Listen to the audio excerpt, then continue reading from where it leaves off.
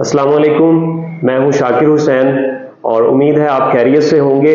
आज हम अल्हम्दुलिल्लाह इलेक्ट्रोमैग्नेटिक इंडक्शन में अपना लास्ट टॉपिक डिस्कस करेंगे और इसका नाम है ट्रांसफार्मर। ट्रांसफार्मर में हम डिस्कस करेंगे ट्रांसफार्मर क्या होता है और इसका काम क्या है, और इसके अलावा इसका प्रिंसिपल डिस्कस करेंगे और हम इसकी कंस्ट्रक्शन को डिस्कस करेंगे और इसके अलावा हम इसकी डिफरेंट टाइप्स को डिस्कस करेंगे और हम एफिशिएंसी को और पावर लॉसेस को डिस्कस कर रहे होंगे। और एंड में हम इंशाल्लाह अपने कॉन्सेप्ट को हमेशा की तरह सपोर्ट करने के लिए कुछ न्यूमेरिकल एग्जांपल्स भी करेंगे जो कि एप्लीकेशन बेस्ड है। तो आइए चलते हैं टॉपिक की तरफ। देखिएगा, सबसे पहले हम बात करते हैं ट्रांसफार्मर की कि ट्रांसफार्मर क्या होता है। तो हमने ये बात पढ़ी हुई है कि ट्रांसफार्मर एक ऐसी डिवाइस है विच इंक्रीजेस और डिक्रीजेस। या तो ये इंक्रीज करता है या फिर क्या करता है, डिक्रीज करता है। किसको? इनपुट वोल्टेज को। ठीक है, मैंने लिख दिया बी इनपुट। तो इनपुट वोल्टेज को इंक्रीज या डिक्रीज करने के लिए इस्तेमाल होता है, बेसिक इसका ये पर्पज है। तो हम देख रहे होंगे जहां पर इनपुट वोल्टेज बढ़ रहा होगा वहां करंट क्या कर रहा होगा, डिक्रीज कर रहा होगा, और जहां पर वोल्टेज डिक्रीज कर रहा होगा वहां करंट क्या कर रहा होगा, इंक्रीज कर रहा होगा। तो इसका मतलब हुआ अल्टरनेटिवली हम ये बात भी कर सकते हैं कि जहां वोल्टेज को इंक्रीज या डिक्रीज करने के लिए इस्तेमाल होता है तो ये करंट को भी इंक्रीज या डिक्रीज कर सकता है। अब इसके बाद हम बात करते हैं कि ये जो ट्रांसफार्मर है ना, इसके बारे में आपने कुछ बातें याद रखनी है। ये ऑपरेट होता है सिर्फ एसी पर, ओनली ऑपरेट्स ऑन एसी। सिर्फ अल्टरनेटिंग करंट पर ये ऑपरेट होता है, डायरेक्ट करंट पर ऑपरेट नहीं होता। अब इसकी क्या वजह है? इसकी वजह ये है, हमने ये बात पढ़ी हुई है कि जो अल्टरनेटिंग करंट है ना वो चेंज होता रहता है। ठीक है, इक्वल इंटरवल ऑफ टाइम के बाद जब करंट चेंज होता है तो वो चेंजिंग मैग्नेटिक फ्लक्स प्रोड्यूस करता है, और जब एक कॉइल में चेंजिंग मैग्नेटिक फ्लक्स चेंज हो रहा हो तो वो क्या प्रोड्यूस करेगा, ईएमएफ प्रोड्यूस करेगा। ठीक है, तो ये क्या प्रोड्यूस करता है, चेंजिंग मैग्नेटिक फ्लक्स प्रोड्यूस करता है। अब इसकी वजह से उसके अंदर दूसरी कॉइल में, जैसे मैंने यहाँ डायग्राम में बनाया हुआ है, इसमें अगर फ्लक्स करंट चेंज हो रहा है तो फ्लक्स चेंज होगा इसके अंदर और इसमें एक ईएमएफ इंड्यूस हो जाएगी और वो करंट प्रोड्यूस करेगी। और इसके अलावा आपने एक बात याद रखनी है कि जो ट्रांसफार्मर है ना ये ट्रांसफर करता है, क्या करता है, ट्रांसफर करता है। किस चीज को ट्रांसफर करता है? ये एनर्जी को। ठीक है, एनर्जी ट्रांसफर करता है और पावर ट्रांसफर करता है। एनर्जी कह लें या पावर कह लें, ट्रांसफर करता है। अब ये किसकी वजह से करता है? ये करता है due to flux linkage, due to flux linkage between coils. दो कॉइल्स होंगी, उन कॉइल्स के दरमियान में फ्लक्स के लिंकेज किया जाएगा, यानी कि एक कॉइल का फ्लक्स दूसरी कॉइल में चेंज हो रहा होगा, मैग्नेटिक फ्लक्स, तो उसकी वजह से पावर ट्रांसफर होगी एक कॉइल से दूसरी कॉइल में, या एनर्जी ट्रांसफर होगी एक कॉइल से दूसरी कॉइल में। अब इसके प्रिंसिपल की बात करें तो इसका प्रिंसिपल क्या है? तो इसका प्रिंसिपल है, it works on the principle of mutual induction. Mutual induction कह लें या फिर इलेक्ट्रोमैग्नेटिक इंडक्शन आ जाए तो वो भी आप चूज कर सकते हैं, लेकिन म्यूचुअल इंडक्शन इसका क्या है, प्रिंसिपल है। अब इसकी कंस्ट्रक्शन की बात करते हैं तो इसकी कंस्ट्रक्शन में मैंने आपके सामने एक डायग्राम बनाई हुई है। इस डायग्राम में देखिएगा, ये हमारे पास दो कॉइल्स हैं। ठीक है, ये कोर है कोई, ये इसको बोलते हैं आयरन कोर। ठीक है, तो ये जो आयरन कोर है, इस आयरन कोर के ऊपर ना हमने कुछ वाइंडिंग्स कर दी हैं। यूजुअली ये कॉपर की वाइंडिंग्स होती हैं, तो ये वाइंडिंग्स कर दी हमने दो कॉइल्स की, एक ये वाली कॉइल है और एक ये वाली कॉइल है।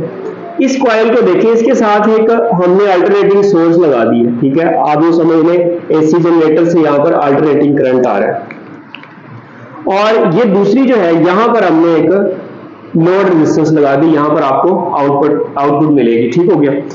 तो अब ये जो कॉइल है जिसके साथ ये एसी अटैच है, इसको हम बोलते हैं प्राइमरी कॉइल। क्या बोलते हैं? Primary coil. ठीक हो गया, प्राइमरी कॉइल बोलते हैं। और इस वाली कॉइल को, दूसरे वाले जिसके साथ लोड रेजिस्टर अटैच है, उसको हम बोलते हैं सेकेंडरी कॉइल। Secondary coil. और ये क्या चीज है हमारे पास? ये है आयरन कोर, क्या इसको बोलेंगे? आयरन कोर, आयरन कोर, ठीक हो गया। अब यहां पर देखिएगा, प्राइमरी पर आप वोल्टेज देंगे, ठीक है, उस वोल्टेज को हम नाम देंगे वीपी। यहां जो प्राइमरी में करंट फ्लो करेगा उसको हम नाम देंगे आईपी, और प्राइमरी में जो पावर होगी उसको हम नाम देंगे PP, power in primary coil.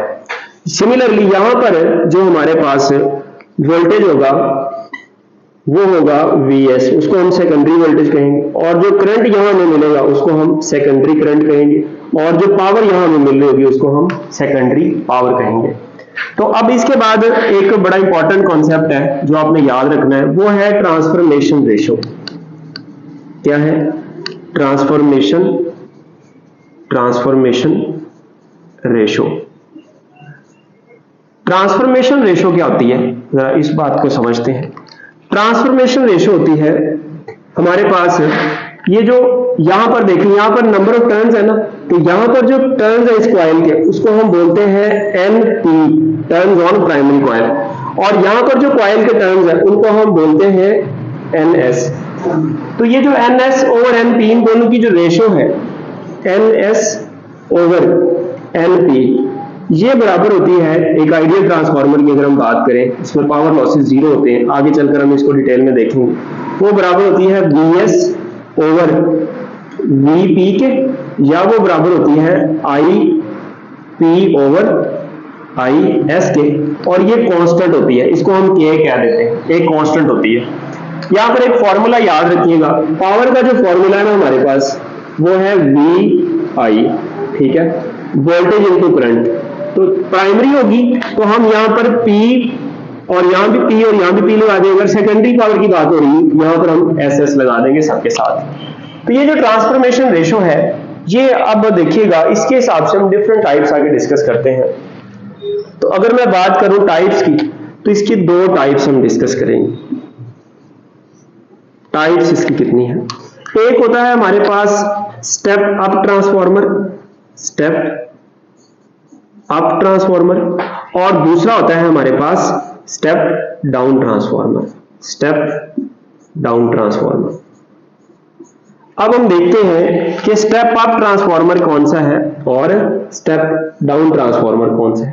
जैसे कि इनके नाम से जाहिर है, स्टेप अप ट्रांसफॉर्मर जो है ये क्या काम करता होगा, ये जो इनपुट वोल्टेज है, इनपुट वोल्टेज, इसको क्या करता होगा? इंक्रीज करता होगा। और जो स्टेप डाउन ट्रांसफॉर्मर है ये इनपुट वोल्टेज को क्या करता होगा? ये डिक्रीज करता होगा, ठीक है। तो अब देखिएगा, जब स्टेप अप ट्रांसफॉर्मर की बात करेंगे तो यहां पर हमेशा NS जो है ये ग्रेटर देन होगा NP से, और Vs जो है ये भी ग्रेटर देन होगा Vp से, और RS जो है RS ये भी ग्रेटर देन होगा किससे? RP से, ठीक हो गया। और K जो है ये भी ग्रेटर देन होगा 1 से, और जो करंट है हमारे पास वो IS वो लेस देन होगा IP से। तो ये सारी, ये हर लफ्ज एक MCQ आपने याद रखना है। आपको K का पता है क्या होती है, ये टर्न्स रेशो या ट्रांसफॉर्मेशन रेशो इसको बोलते हैं। और याद रहे, ट्रांसफॉर्मेशन रेशो की जब मैं बात करूंगा ना तो ये NS ओवर NP ही होगा, ये NP ओवर NS नहीं होगा, ठीक है। टर्न्स रेशो कह लें या ट्रांसफॉर्मेशन रेशो कह लें।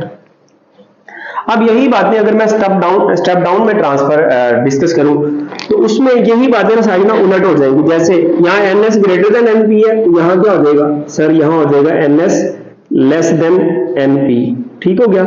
और यहाँ पर VS ग्रेटर देन VP है तो यहाँ पर क्या हो जाएगा VS लेस देन VP, यानी कि अब जो सेकेंडरी का वोल्टेज है वो कम हो जाएगा और प्राइमरी का वोल्टेज क्या होगा? ज्यादा होगा। और इसके अलावा RS, अब RS क्या होगा? RS जो है वो हमारे पास पहले ग्रेटर था, अब ये क्या हो जाएगा? लेस हो जाएगा, RS लेस देन RP हो जाएगा। सिमिलरली जो K की वैल्यू है ट्रांसफॉर्मेशन रेशो वो भी क्या हो जाएगी? लेस देन 1 हो जाएगी। और IS क्या होगा? अब IS जो है ये ग्रेटर देन होगा IP से। तो ये सारी बातें आपने याद रखनी है, ये MCQ पॉइंट ऑफ व्यू से बहुत इंपॉर्टेंट है। अब इसके बाद हम बात करते हैं एफिशिएंसी की। एफिशिएंसी क्या होती है? तो एफिशिएंसी जो होती है, या मैं बात कर लेता हूं पहले, दो तरह के ट्रांसफार्मर होते हैं हमारे पास। एक होता है आइडियल ट्रांसफार्मर ठीक हो गया। और दूसरा होता है हमारे पास रियल ट्रांसफॉर्मर। रियल ट्रांसफॉर्मर, तो जो आइडियल ट्रांसफॉर्मर होता है उसके अंदर याद रखिएगा, उसमें जो प्राइमरी पावर है पीपी वो बराबर होती है सेकेंडरी पावर की, यानी कि हम ये कह सकते हैं नो पावर लॉस, इसमें कोई पावर लॉस नहीं होता। ठीक हो गया। और फिर इसकी जो एफिशिएंसी है वो कितनी होगी, वो होती है 100%। ठीक हो गया। एफिशिएंसी अभी हम समझते हैं, output over input multiply by 100% तो परसेंटेज में एफिशिएंसी आ जाती है। और रियल जो ट्रांसफार्मर होते हैं उनमें जो हमारे पास सेकेंडरी पावर होती है, ठीक है, सेकेंडरी पावर पीएस ये लेस होती है प्राइमरी पावर से। ठीक हो गया। क्या सेकेंडरी पावर प्राइमरी पावर से ज्यादा हो सकती है? नहीं ज्यादा हो सकती। तो आपने एक बात याद रख लेनी है कि जो पावर है ना उसको कभी भी ट्रांसफॉर्मर इंक्रीज नहीं कर सकता। मैं यहां एक बात लिख देता हूं, ट्रांसफॉर्मर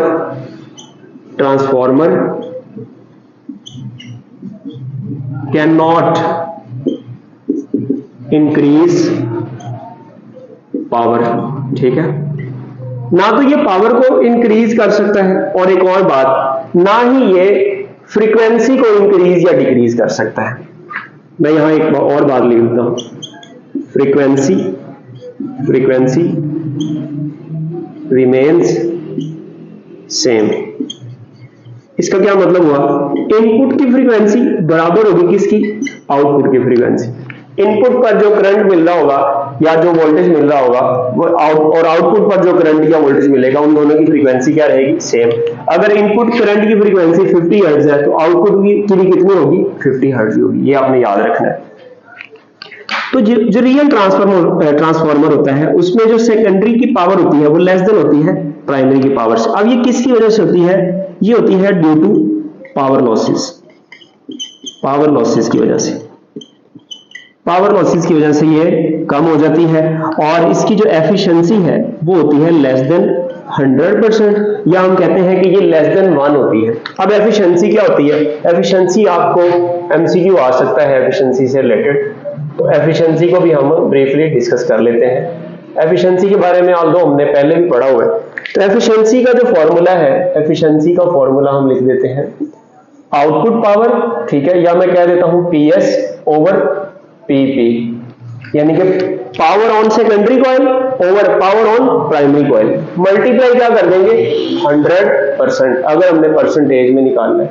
या इसको हम यूं भी लिख सकते हैं, इसका फॉर्मूला इधर यूं भी हो सकता है, P इक्वल टू क्या होता है VI, तो VS IS over VP into IP multiply by 100%। ये आपने याद रखना है। अब इसके बाद हम बात कर रहे थे कि जो रियल ट्रांसफार्मर में जो एफिशिएंसी होती है ना ये लेस देन 100% होती है। तो ये किस वजह से होती है, ये पावर लॉसेस की वजह से होती है। तो अब हम ट्रांसफार्मर में ना जो पावर लॉसेस हो सकते हैं उनकी बात करते हैं, पावर लॉसेस। तो पावर लॉसेस की हम डिफरेंट चीजें डिस्कस करेंगे, लॉस डिस्कस करेंगे, उसकी कॉज डिस्कस करेंगे, ठीक हो गया, और उसकी रेमेडी डिस्कस करेंगे कि हम उसको ठीक कैसे करते होते हैं। फिर तो पावर लॉसेस में देखिएगा हमारे पास 3 चीजें हैं। पहले हम बात करते हैं हमारे पास जो पावर लॉस हो सकता है वो किसकी वजह से हो सकता है, तो याद रखिएगा वो हमारे पास हो सकता है हीट, यानी कि रेजिस्टेंस लॉस आप कह सकते हैं, रेजिस्टेंस की वजह से। और दूसरे नंबर पर जो हमारे पास पावर लॉस हो सकता है वो किसकी वजह से हो सकता है, वो हमारे पास एडी करंट्स की वजह से हो सकता है। किसकी वजह से, एडी करंट्स। इन सबको हम बारी बारी अभी डिस्कस करेंगे, एडी करंट्स। और तीसरे नंबर पर जो पावर लॉस हमारे पास हो सकता है वो हिस्टैरिसीस लॉस की वजह से हो सकता है। और चौथे नंबर पर जो हमारे पास पावर लॉस हो सकता है वो फ्लक्स लीकेज की वजह से हो सकता है, फ्लक्स लीकेज। ठीक हो गया। तो ये सारे पावर लॉसेस जो है ये पॉसिबल है ट्रांसफार्मर के अंदर। ठीक हो गया, यहां थर्ड आना था और यहां 4। ठीक हो गया। अब देखते हैं कि रेजिस्टेंस की वजह से, बेसिकली इसको हीट लॉस भी कहते हैं या जूल्स लॉस। जूल्स लॉस माने जूल यानी कि हीट की वजह से, H = I²RT। ठीक है, I²R लॉस भी इसको समटाइम बोलते हैं। तो अब देखिएगा रेजिस्टेंस की वजह से क्या होता है। अभी क्या वजह है रेजिस्टेंस की, तो वाइंडिंग जो होती है ना, प्राइमरी और सेकेंडरी कॉइल की जो वाइंडिंग्स है, इन वाइंडिंग्स की रेजिस्टेंस होती है। तो उस रेजिस्टेंस की वजह से जब उनमें करंट फ्लो करता है तो हीट प्रोड्यूस करता है और वो हीट की वजह से फिर पावर लॉस होती है। ठीक है, तो इसकी वजह कौन है, इसकी वजह है windings of primary and secondary coils. तो प्राइमरी एंड सेकेंडरी कॉइल्स की वाइंडिंग इसकी वजह है। अब इसको सेट कैसे किया जाता है, इसकी रेमेडी क्या है, इसको कैसे ठीक किया जाता है। तो हम एक ऐसी वायर यूज करते हैं जिसकी रेजिस्टेंस कम से कम हो, यानी कि लेस रेजिस्टिव वायर यूज करते हैं। क्या यूज करते हैं, लेस रेजिस्टिव वायर। अब लेस रेजिस्टिव वायर में कौन सी यूज होती है, थिक कॉपर वायर यूज करते हैं। ठीक है, थिक कॉपर वायर। ठीक हो गया, मोटी वाली। तो अब उसके बाद एडी करंट लॉस की अगर हम बात करें तो एडी करंट जो लॉसेस है ये किसकी वजह से होता है। देखिए जब यहां से इसके अंदर प्राइमरी जो करंट है वो चेंज होगा, आपको तो अल्टरनेटिंग करंट आ रहा है ना, तो हर वक्त उसकी पोलैरिटी चेंज हो रही होती है, मैग्नीट्यूड भी चेंज हो रहा होता है, तो इसके अंदर फ्लक्स चेंज हो रहा होता है। तो फ्लक्स जो है वो लिंक्ड होता है किसके साथ, प्राइमरी से इस सेकेंडरी कॉइल के साथ। ठीक हो गया। तो अब ये फ्लक्स इस ये जो आयरन कोर है इसके जरिए से लिंक्ड होता है किसके साथ, इस दूसरी सेकेंडरी कॉइल में। तो जैसे फ्लक्स यहां से चेंज होता है इसके अंदर, तो वो फ्लक्स इस ये जो हमारे पास आयरन कोर है इसमें भी चेंज हो रहा होता है ना, तो इसमें फ्लक्स के चेंज होने से एक करंट प्रोड्यूस हो जाते हैं जो कि सर्कुलर करंट्स होते हैं। और वो सर्कुलर करंट्स किधर फ्लो करते हैं, इस ये जो कोर है हमारे पास जिसको हमने आयरन कोर कहा हुआ है, इसमें यहां पर ये करंट फ्लो करता है, इसको हम बोलते हैं एडी करंट। ठीक है, एडी करंट। अब ये जो एडी करंट है जब ये ऐसे सर्कल्स में ऐसे इसके ऊपर फ्लो करता है तो इसमें हीट प्रोड्यूस करता है। ठीक है, और उस हीट की वजह से फिर पावर लॉस होती है।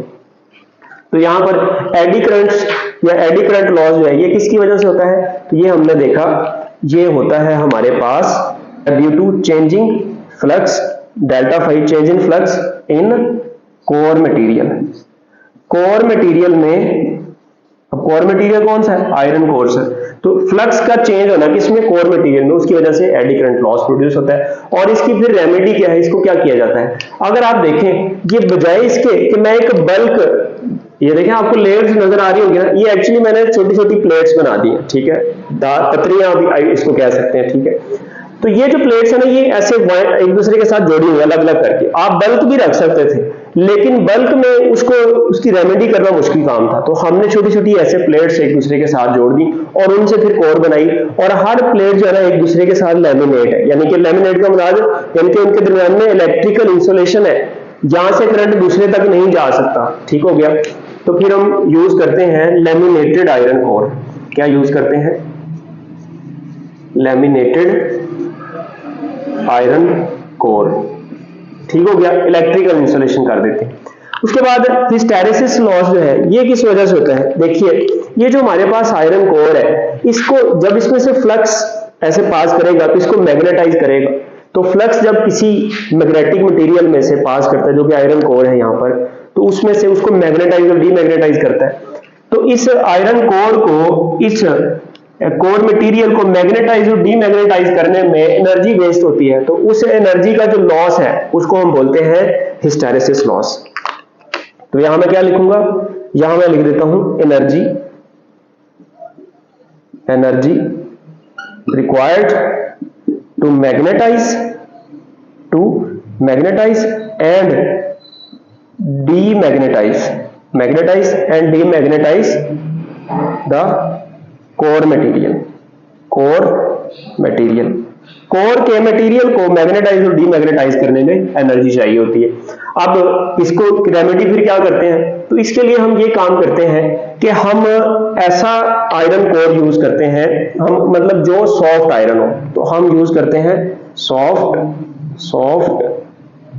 आयरन कोर, यानी कि जो कोर मटेरियल होता है वो सॉफ्ट आयरन का होता है। अब सॉफ्ट आयरन कौन सा होता है? सॉफ्ट आयरन एक ऐसा मटेरियल होता है जिसका हिस्टेरेसिस लूप जो है वो स्मॉल बनता हो, ठीक है।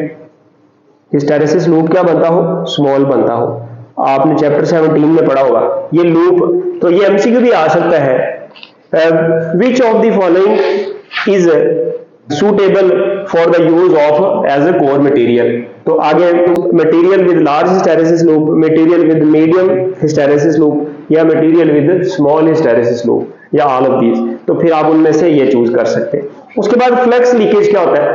फ्लक्स लीकेज ये होता है, ये जो फ्लक्स है ना ये सारा का सारा इसमें से पास करना चाहिए, इस कोर मटेरियल, इस वाले, यानी कि यहां से जो फ्लक्स प्रोड्यूस हो रहा है ना प्राइमरी में, वो इसमें से पास करना चाहिए सारा, इससे सेकेंडरी कॉइल में से।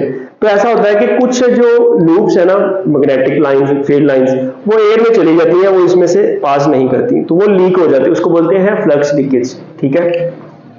ठीक है, तो इसकी काज क्या होगी? इसकी काज हम ये लिख सकते हैं, flux does not pass through secondary coils. तो सेकेंडरी कॉइल में से पास नहीं करता सारे का सारा, या होल फ्लक्स आप कह सकते हैं, does not pass through the secondary coil. तो इसकी रेमेडी कैसे की जाती है?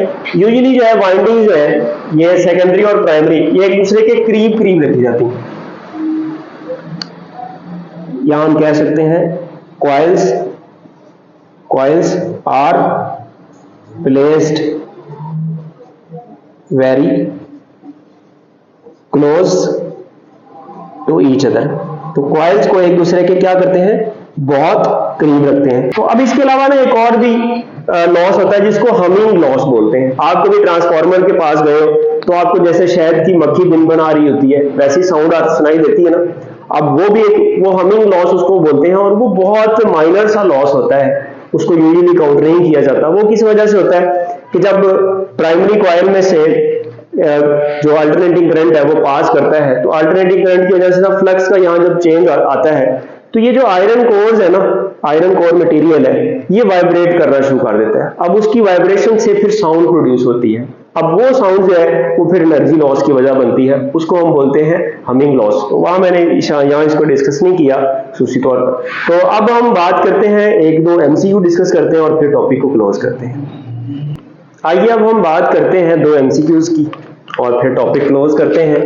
फर्स्ट एमसीक्यू देखिएगा, इसमें मैं पूरी स्टेटमेंट इसलिए भी लिख देता हूं क्योंकि आपको तो स्टेटमेंट की फॉर्म में क्वेश्चन आने हैं, वरना मैं सिर्फ डाटा से आपको बता देता कि ये डाटा गिवन है तो जल्दी से बताएं भाई आंसर क्या होगा। तो मैं स्टेटमेंट इसलिए लिखता हूं ताकि आपका एक तो वो फॉर अंडरस्टैंडिंग आपकी अच्छी हो जाए कि स्टेटमेंट से आपने डाटा कैसे निकालना है और फिर उसको आगे यूज कैसे करना है। दैट इज वाई मैं स्टेटमेंट पूरी लिखता हूं।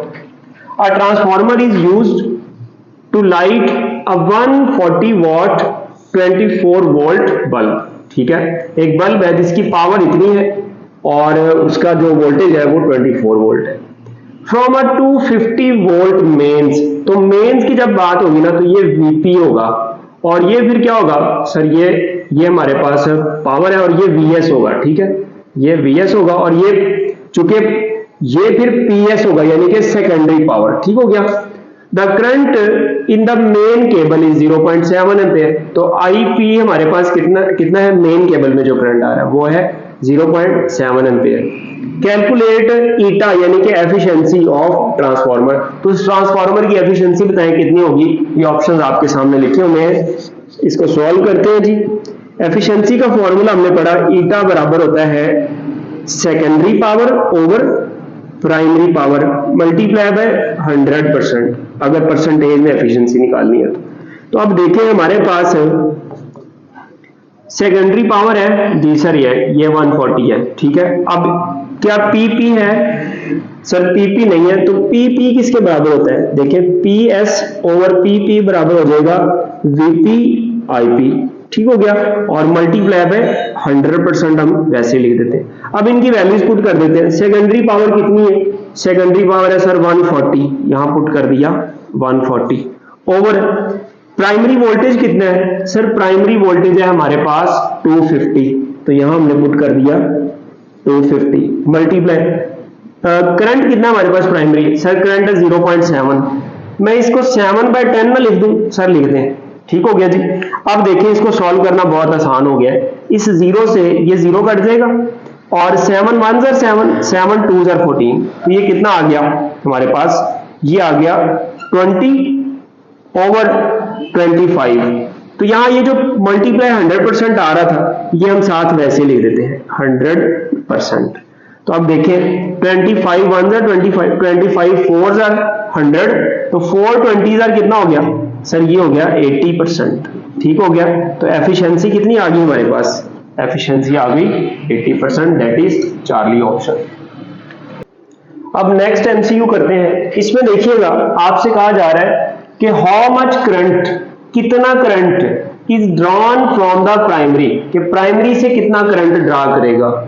देखिए आईपी आपने फाइंड करना है। जो चीज आपने फाइंड करनी होती है ना, आमतौर पर या तो वो स्टार्ट में दी होती है या फिर क्वेश्चन के एंड पर दी होती है। जैसे यहां देखें एंड पर था ना, कैलकुलेट एफिशिएंसी ऑफ ट्रांसफार्मर, या उसने स्टार्ट में पूछ लिया कि भाई आईपी बताएं, प्राइमरी करंट बताएं किसका? ऑफ एन आइडियल ट्रांसफार्मर, यानी कि आइडियल ट्रांसफार्मर से जो करंट ड्रा होगा ना, ठीक है, if it steps down 220 volt to, अच्छा यहां पर ना एक थोड़ा सा मिसिंग है, 220 वोल्ट टू 22 वोल्ट, ठीक हो गया। ये आप साथ ऐड कर ले कि 220 वोल्ट को किस में वो स्टेप डाउन करता है?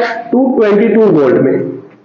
इन order to operate a device, एक डिवाइस को ऑपरेट करने के लिए, चलाने के लिए, विद द रेजिस्टेंस ऑफ, जिसकी रेजिस्टेंस कितनी है? 110 ओम। ये देखिए ये आर आ गया हमारे पास। यहां पर ये कौन होगा सर? ये वीपी होगा। ये कौन होगा सर? ये वीएस होगा, ठीक हो गया। तो आप देखें आपने क्या फाइंड करना है? आपने आईपी फाइंड करना है। आइडियल ट्रांसफार्मर है ना, तो आइडियल ट्रांसफार्मर में आप पावर वाला फॉर्मूला लगा सकते हैं कि प्राइमरी पावर बराबर होगी सेकेंडरी पावर के, तो पीपी बराबर हो गया पीएस के, तो आईपी वीपी इक्वल टू आ जाएगा आईएस वीएस, ठीक हो गया। तो यहां से आईपी निकालना है, आईपी इधर ही रहने दें, ये बराबर आ जाएगा आईएस वीएस ओवर वीपी के। यहां पर ना अब देखें हमारे पास आईएस है, नहीं सर आईएस नहीं है। देखें आईएस अगर हमने निकालना हो तो आईएस किसके बराबर होगा?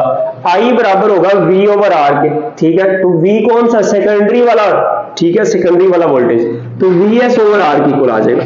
तो मैं इस आईएस की जगह ना, देखें आईएस की जगह मैं क्या पुट कर रहा हूं? आईएस की जगह मैं पुट कर रहा हूं वीएस ओवर आर, ठीक हो गया। तो यहां पर मैंने पुट कर दिया वीएस ओवर आर, और बाकी ये वाला वीएस ऐसे ही आ गया, और ये नीचे जो वीपी था ये ऐसे ही आ गया। अब यहां मैंने वैल्यूज पुट करनी है और मेरे पास आंसर आ जाएगा। सॉल्व करेंगे इसको, देखिए वैल्यूज पुट करते हैं। आईपी बराबर आ गया हमारे पास, वीएस कितना है सर? 22 कितनी दफा आ गया सर? 2 दफा आ गया, ठीक है। क्योंकि इस तरह की जो वैल्यूज होती है उनका स्क्वायर लेना मुश्किल होता है। अगर 10 या इस तरह छोटी वैल्यू ना, उसका स्क्वायर लेना आसान होता है, तो मैं इसको वीएस स्क्वायर भी कह सकता था, तो मैंने ऐसे 22 × 22 लिखा रहने दिया। आर कितनी है? रेजिस्टेंस है सर 110, और वीपी कितना है? प्राइमरी वोल्टेज कितना है सर? वो है 220 वोल्ट, 220 वोल्ट। अब यहां से देखिएगा कट क्या रहा है सर? ये देखें इस 22 1 जार 22 और 22 1 जार, ये 10 बन गया, ठीक है। ये 0 ऐड करके यहाँ ये क्या आ गया? 10। 11 1 जार 11 और 11 2 जार 22, तो यहां भी क्या बच गया सर? 10 बच गया, ठीक हो गया।